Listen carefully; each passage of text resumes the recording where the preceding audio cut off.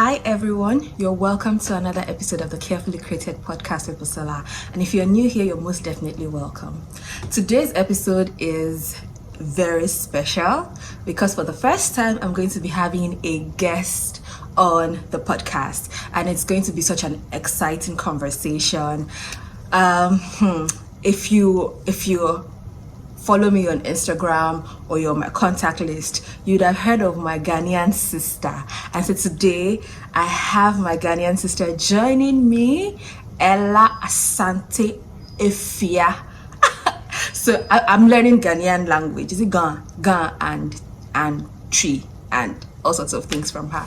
But it's been an amazing journey for the past 1 year and some months in this country, right? Because God puts us with families, He puts the desolate in families, and so this is my family member here.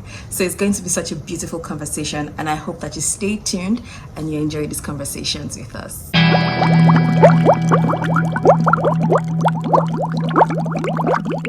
Hi Ella.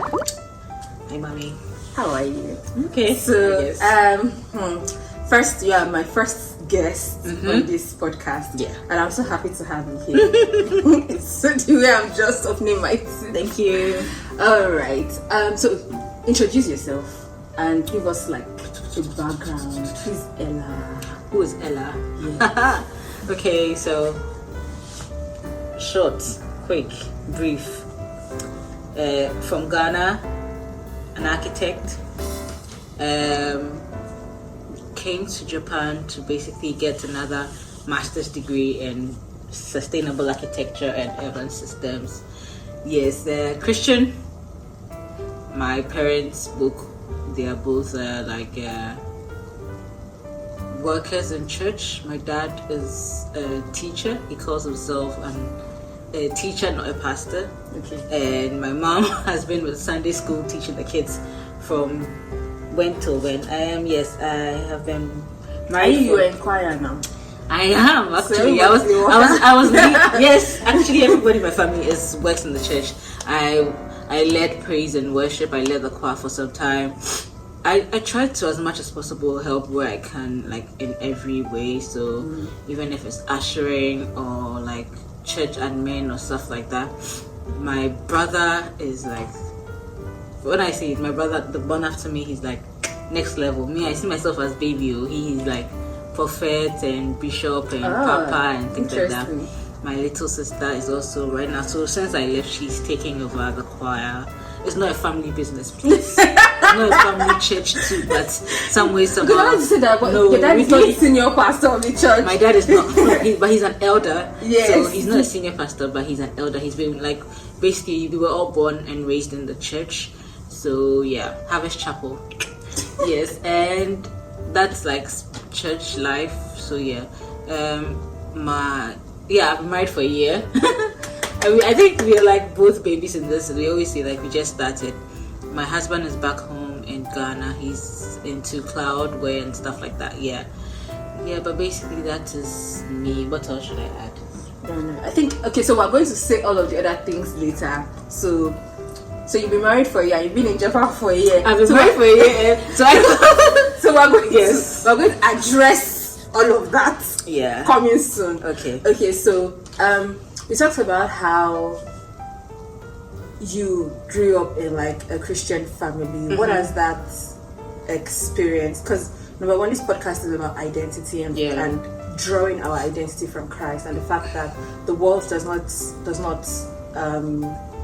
the world doesn't make us. The world does not tag us. We don't draw our identity from the things around us, but we draw our identity from Jesus Christ and our walk with Him. Yeah.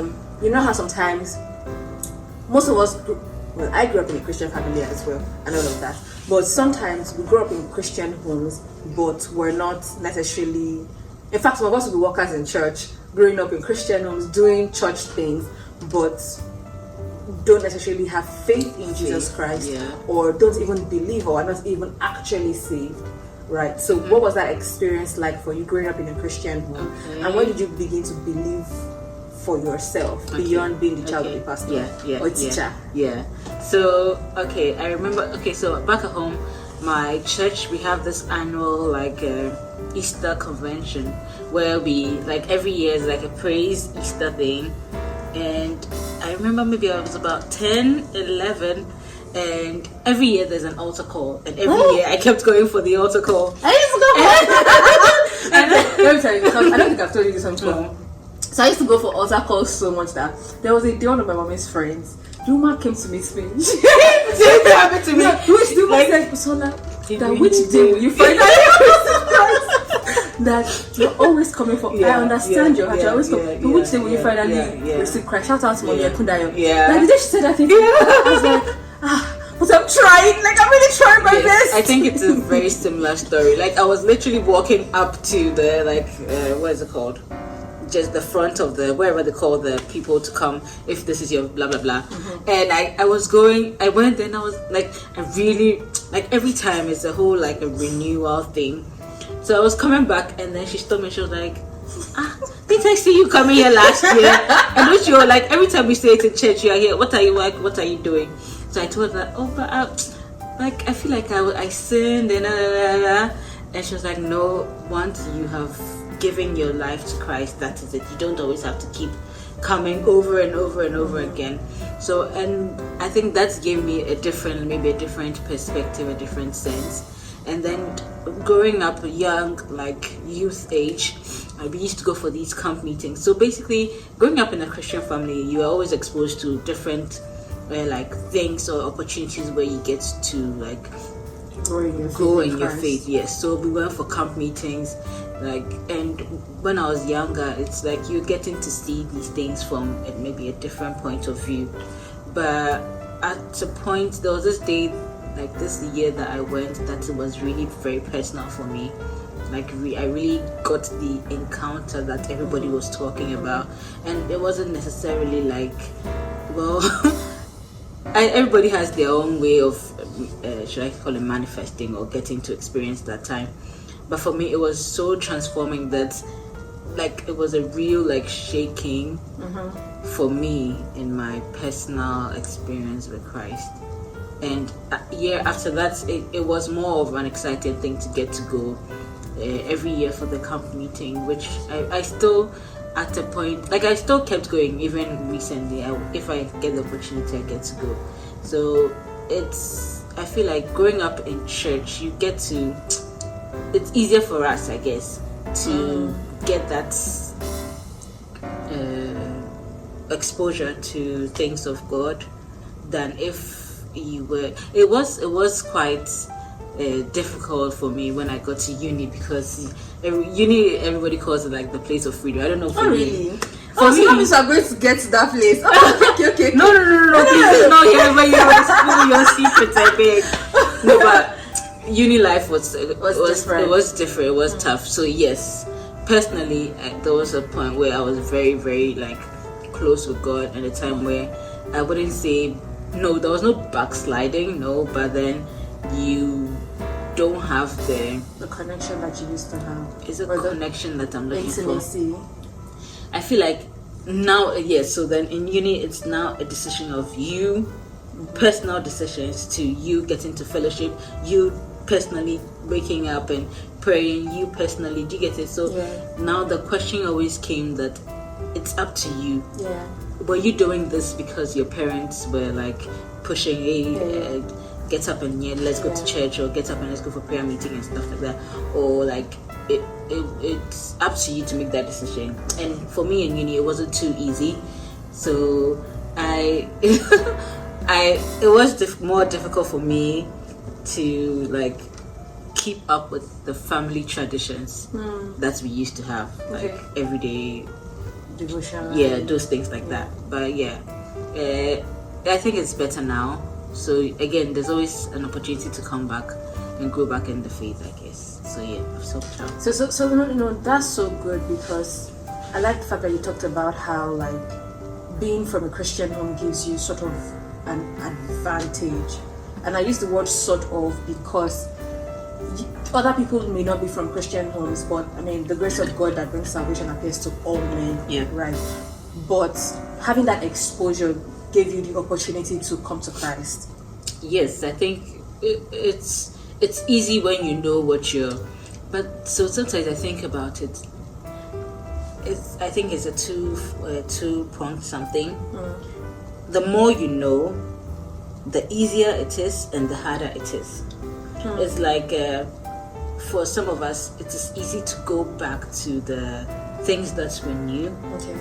And well, I believe that other people that sometimes begin to question the faith and begin to question all this Christianity, it's also most of them are also coming from that same.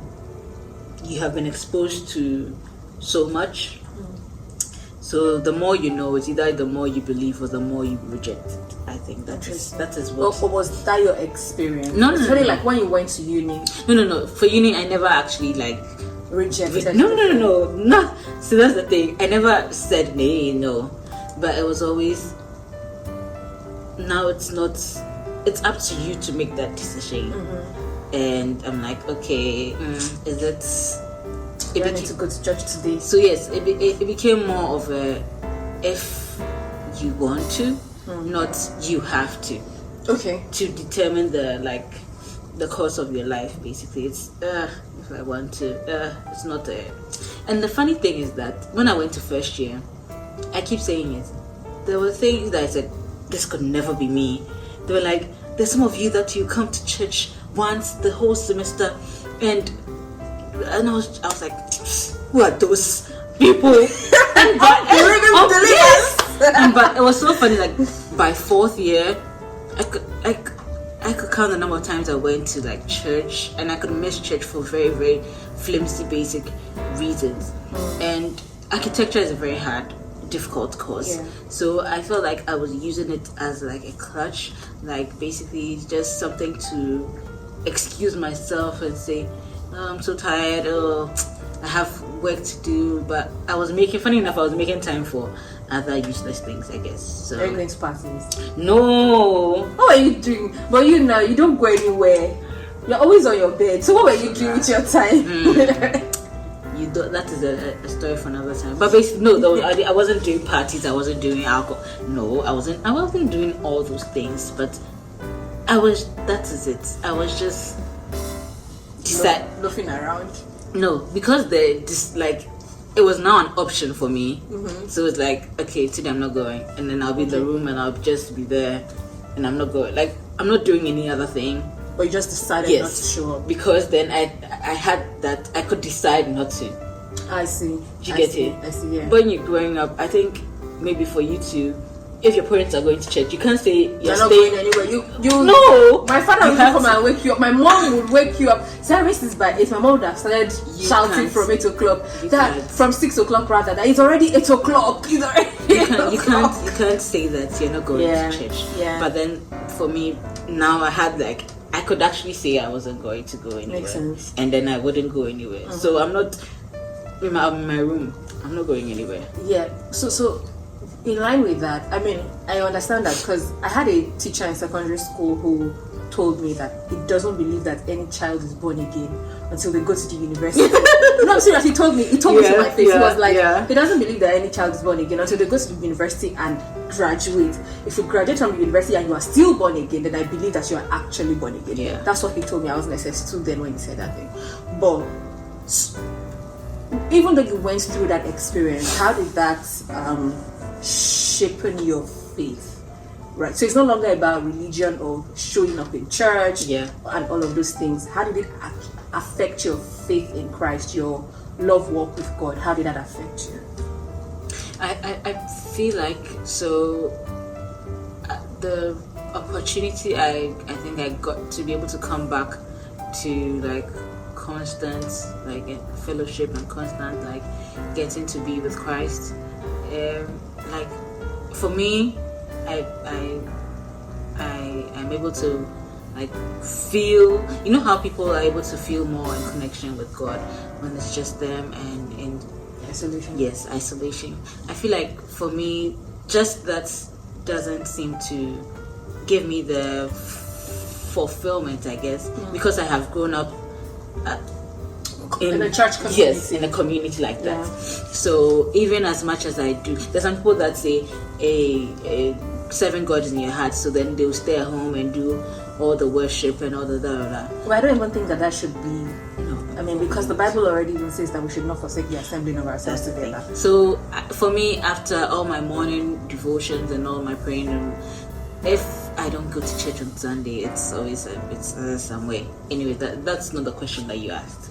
But I feel like, so then after uni, there was this whole health medical scare, and I saw how the faith, basically for me, it wasn't my faith that brought me back, it was the faith of my family and how everybody was able to rally together, and like basically it was so evident the change and the miracle that happened. I don't know if basic, so it was one thing that those things that you hear in testimonies, like big testimonies, and I was able to actually like see experience it for myself. Testimony.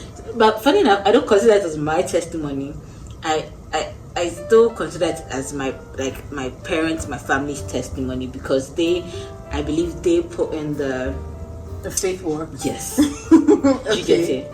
Because then my dad, my mom they were like spending so much I was like going through it, but they were like holding up the fort, and you can actually see the results that's so powerful. Something that you just said about them holding, like, yes, because sometimes we forget those that hold our hands up.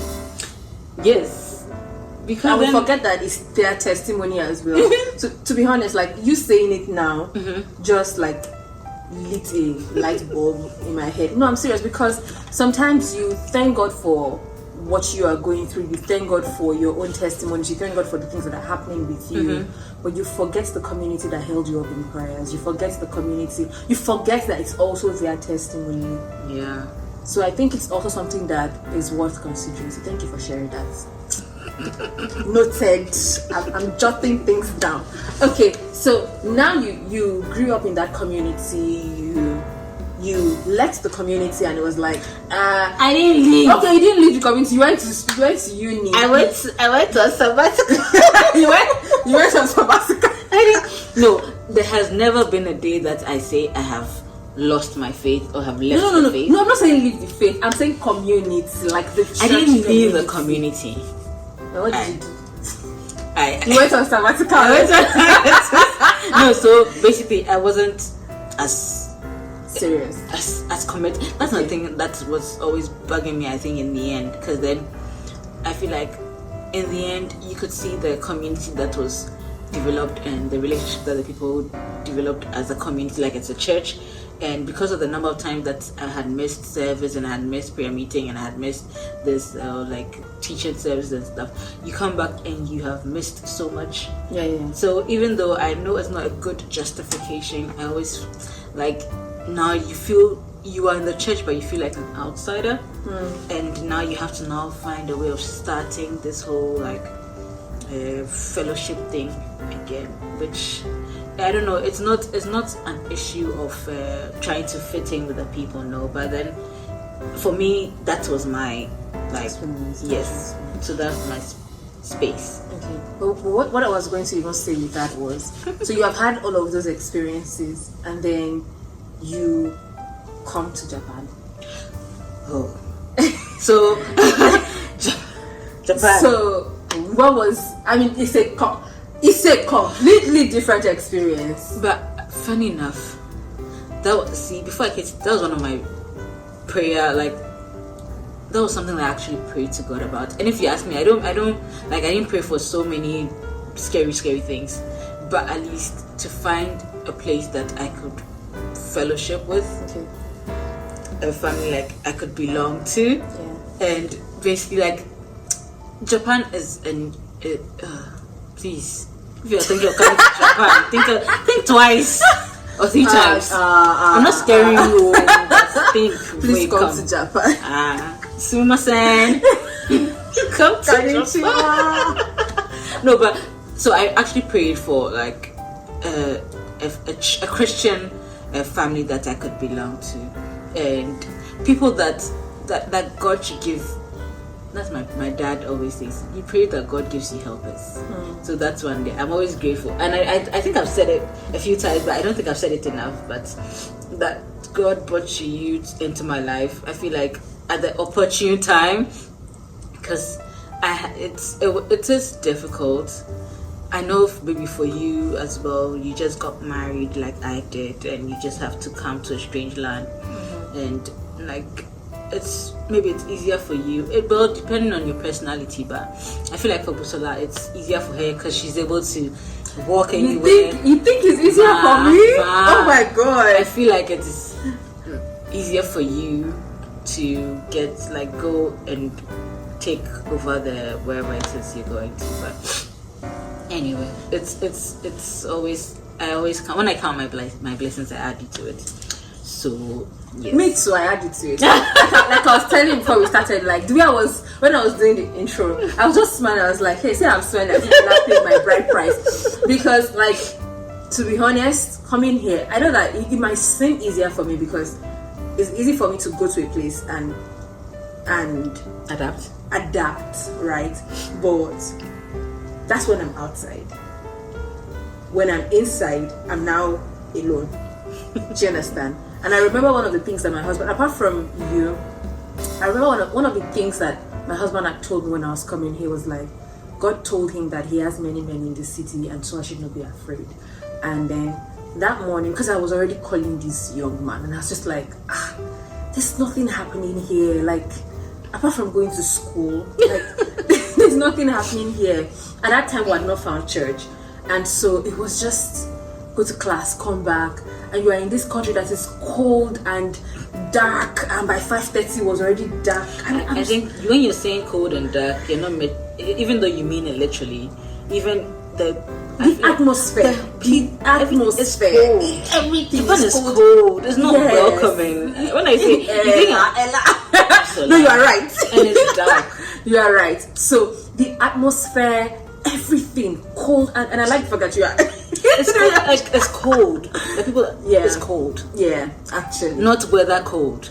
No, yes, weather cold. So literally, but she's saying weather cold. I mean, it's cold and it's dark. So everything together, the coldness and the darkness, both literally and spiritually, and everything. Right? And everything, just the entire physical and metaphysical atmosphere was cold and dark. And then that morning, my husband and I had prayed together, and he was like, you know what God is telling me to tell you? That he places the desolate in families. Okay. And that he's going to bring my tribe to me, my family members. So that day, the first thing that happened on that day was I had gone to Family Mart to get some things, and then on my way back, I met Melita and Melissa. Right? Okay. So Melita and Melissa were Indonesian friends. Yes. I met Melita and Melissa, and they were like, oh. So they were asking me if I had met Busola. So I'm like, so Melissa was saying, have you met Busola? And I'm like, Melissa, I am Busola. And she was like, oh, so Melita was telling her, oh no, this is Busola. That the person you are thinking you're speaking to is Ella. Yes. They met me in the band, and they told me that you haven't met you. Yes. And I had So that was the first time I was hearing about an Ella. Okay. Do you understand? Yeah. And that was Melita's birthday. Okay. So they were like, okay, you know what? It's Melita's birthday. We're going to have dinner. Let's go together. Where are you going to? I said, I'm going back to my room. We're nothing to do. I just want to go and eat. Like, I had to buy dinner. They're like, no, let's just go and have dinner together. And then Melita said something that confirmed what my husband had told me that morning. And she was like, you know, our family members are not here, so we have to hold each other's hands and be family members to each other here. And I was just like, And I honestly, I don't know if I cried or I cried in my mind. So dramatic. I think I cried in my mind because for me it was, no matter how cold and dark an environment is, God is there. Yeah. Right? Yeah. And he sees, especially we as children of light, he sees what we're going through. He's there holding our hands to say, though I walk through the valley of the shadow of death, I will fear no evil. God is with me. Yeah. And this is not so much of a valley of the shadow of death, even though I've had that experience in this country. But it's true now. It's true. You went to ride the bicycle. No, not the bicycle. So that means you have more than one. Not exactly. I've had more than one of such experiences in this country. So, but in all of that, it just made me. It gave me comfort. Like, thank you. You see, you hear, and you are here. Now, Ella, how did we now meet each other? Because you know that you were saying your own that time, and I was like, you're going to say it in front of the camera. Okay. How did we meet? Okay. So before you even continue, I think the same day you met, maybe the day you met Melissa and Melita, I met them in the bank. And the first thing, so after all these things, we didn't even meet. They were doing their own registration, and I was doing it with my supporter. And then she just started, oh, you're Indonesian, blah, blah. So my supporter is an Indonesian. Okay. And then they started, funny enough, they started talking to me, and they said, who's your supporter? She's called Nishala. Okay, I've not met her. No, so that's the thing. Anyway, so they started talking to her, and then they asked me if I had met you, I think, and then they were like, oh, am I a Christian?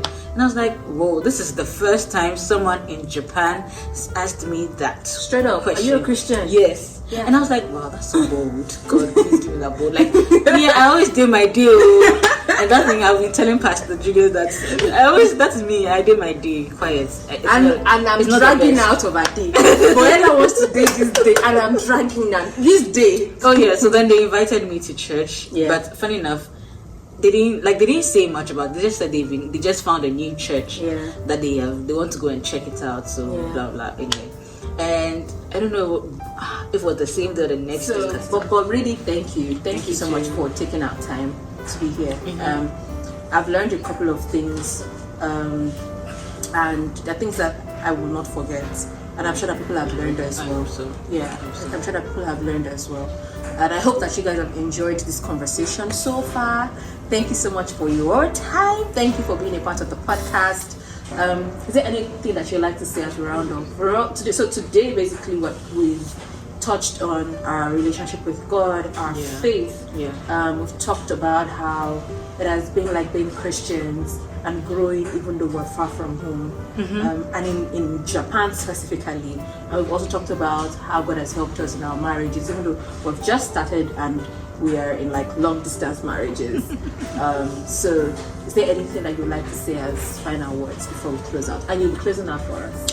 Okay, so basically I think that everything is, you have to make a conscious decision basically in every sphere basically of what we've talked about.